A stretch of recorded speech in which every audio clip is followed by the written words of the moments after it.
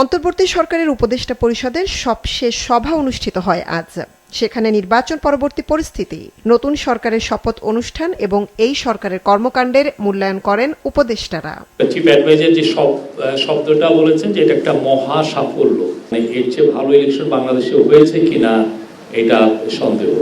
বৈঠক শেষে বিকেলে ফরেন সার্ভিস একাডেমির মিলনায়তনে সংবাদ সম্মেলন করেন প্রেস সচিব শফিকুল আলম।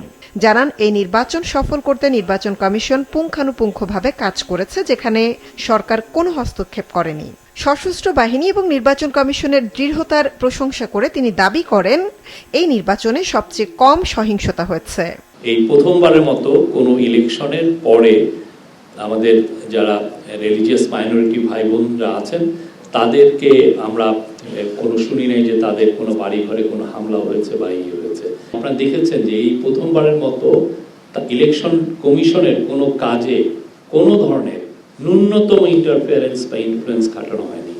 এ সময় প্রেস সচিব আরও দাবি করেন, অন্তর্বর্তী সরকার আইন শৃঙ্খলার উন্নতি, বৈদেশিক চুক্তি ও অর্থনৈতিক উন্নয়ন সহ 90% ক্ষেত্রে সফলতার পরিচয় দিয়েছে।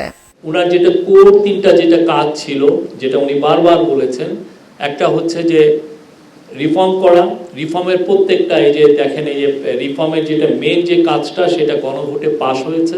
এছাড়া প্রত্যেকটা মিনিস্ট্রি তাদের স্ব জায়গায় রিফর্ম করেছে। আমি বলবো যে আমার পার্সোনাল অপিনিয়ন এরা 90% সফল। এদিকে আজ দুপুরে সচিবালয়ে উপদেষ্টা সৈয়দা রিজওয়ানা হাসান সাংবাদিকদের বলেন, দেশের সংকটময় সময়ে দায়িত্ব নিয়েছিল এই সরকার। অল্প সময়ে যথাসাধ্য করেছেন তারা, মূল্যায়নের ভার জনগণের উপর। আমরা একটা আপদকালীন সংকটময় সময় হাল ধরার জন্য হাল ধরেছিলাম। আমরা আমাদের সামর্থ্য মতন চেষ্টা করেছি এবং আপনারা এটা জাজ করবেন।